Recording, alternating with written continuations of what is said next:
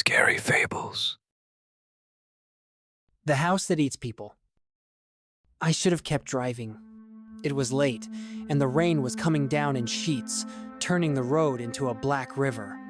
I saw the sign through the fog, Marrow's End Bed and Breakfast. It looked like the only place for miles, a wraparound porch sagging under the weight of the storm. The woman who opened the door was small and pale, her smile thin. "Just you?" she asked like she already knew the answer. I nodded, dripping water onto the dark wood floor. She handed me a brass key, her cold fingers brushing mine. "Room 3, she whispered. The hallways were narrow and smelled like damp wood and lavender, the wallpaper curling at the seams. My room was small but warm, a heavy 4-poster bed and a window overlooking fields swallowed by fog. I fell asleep to the sound of rain and the creak of the old house shifting around me.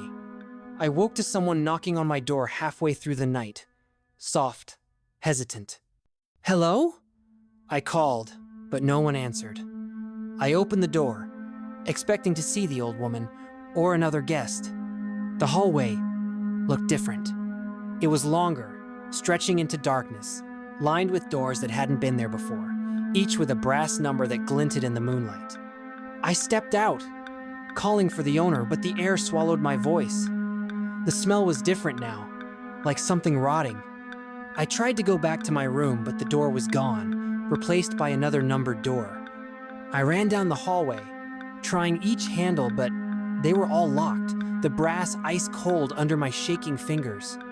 Somewhere in the house, I heard footsteps, slow and dragging, moving just out of sight. A voice followed, soft and close. "Stay." I don't know how long I wandered the halls, but the house kept shifting, doors moving, staircases twisting back onto themselves, leading me to places that should not exist. At one point, I found the kitchen, or what was left of it. The ceiling dripped with black water, the walls pulsing like a throat swallowing. A long table was set with dusty plates, and on them lay scraps of clothing, jewelry, broken glasses, things that looked like they belonged to people who had been here before me.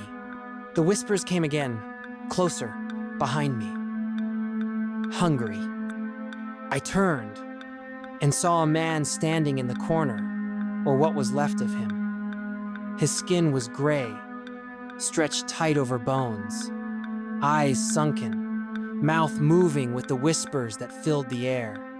He lifted a hand, pointing to the ceiling. Above him, the wood was bulging, pulsing like it was breathing, leaking something dark. I ran, stumbling through hallways that seemed to get narrower, the walls pressing against my shoulders. Doors would appear and vanish as I reached for them, the whispers growing louder with every step. "Feed me." I found the front door, heart hammering, and threw it open, praying to see the storm, the car, the road, anything. There was only another hallway, longer than the last, lined with portraits of people whose eyes seemed to follow me. Their faces were hollow, mouths open in silent screams, hands pressed against the glass as if trying to break free.